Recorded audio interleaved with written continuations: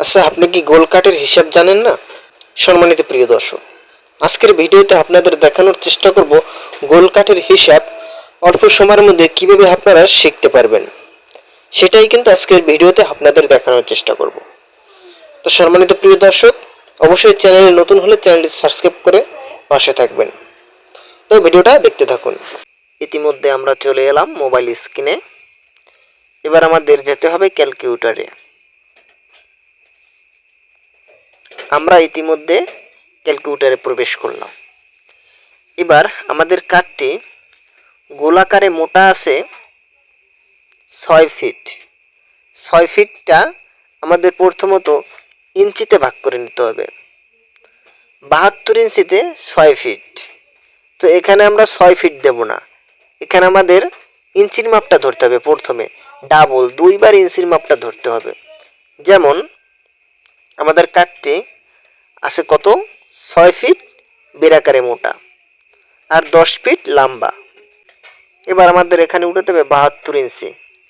72 ইঞ্চিতে 6 ফিট। 72 ইঞ্চি গুণ দিয়ে এই ইঞ্চির মাপটা আবারও ধরতে হবে। এখানে কিন্তু ফিটের মাপ চলবে না, প্রথমে ইঞ্চির মাপটা আপনাদের উঠাতে হবে। ফিটের মাপ হিসাব করে ইঞ্চিতে ভাগ করে নিয়ে ইঞ্চির মাপটা ডাবল দুইবার করে উঠাতে হবে।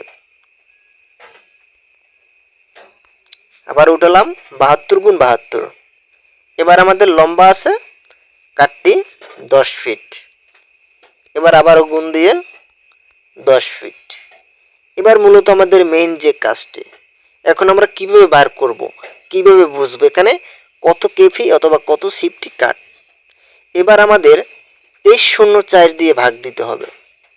2304 দিয়ে ভাগ দিলেই কিন্তু আমাদের এখানে কত সিফটি কাট আছে এটা কিন্তু অরিজিনালে চলে আসবে।